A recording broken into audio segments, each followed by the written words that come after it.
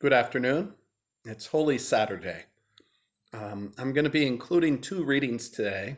I'm also deliberately dressed more casually. Um, we're going to be sending out to our members a collection of readings related to the Easter Vigil. And one of them, we got it to work in an early version, but he is dressed far more casually than he wanted to be. So I promised that I would be dressed casually as well. So here I am. I have two readings that I'm going to be doing today. The first is for Holy Saturday, which is unique in Matthew's Gospel.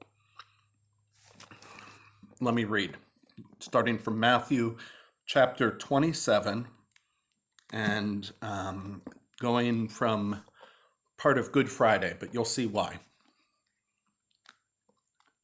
From noon on, darkness came over the whole land until 3 o'clock. And about at 3 o'clock, Jesus cried with a loud voice, "Eli, Eli, lama sabachthani?" That is, my God, why have you forsaken me?" When some of the bystanders heard it, they said, "This man is calling for Elijah." At once one of them ran and got a sponge, filled it with sour wine, put it on a stick, and gave it to him to drink. But the others said, "Wait, let us see whether Elijah will come to save him." Then Jesus cried again with a loud voice and breathed his last. At that moment, the curtain of the temple was torn in two, from top to bottom. The earth shook and rocks were split. The tombs were opened, and many bodies of the saints who had fallen asleep were raised. After his resurrection, they came out of the tombs and entered the holy city and appeared to many.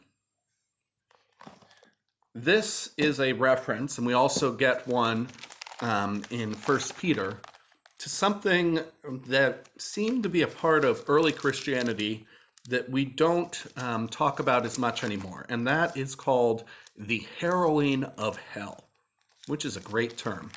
I'll include links to a couple of pieces of art on it. This is the idea that after he died, that Jesus went and preached to those who were prisoners, those who were in hell.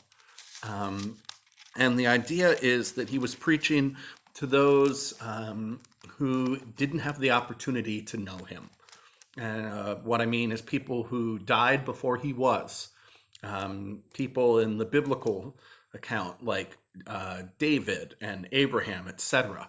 And that those who had died beforehand, that hell spit them out because Jesus had set them free. For this, they use references to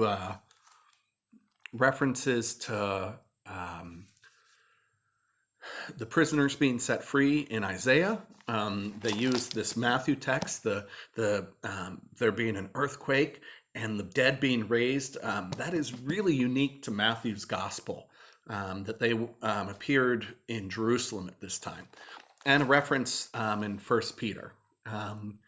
And it is an interesting concept. It's the idea that Jesus didn't just save those who had come to know and believe in him, but he saved those who didn't have the opportunity just because of time to do so.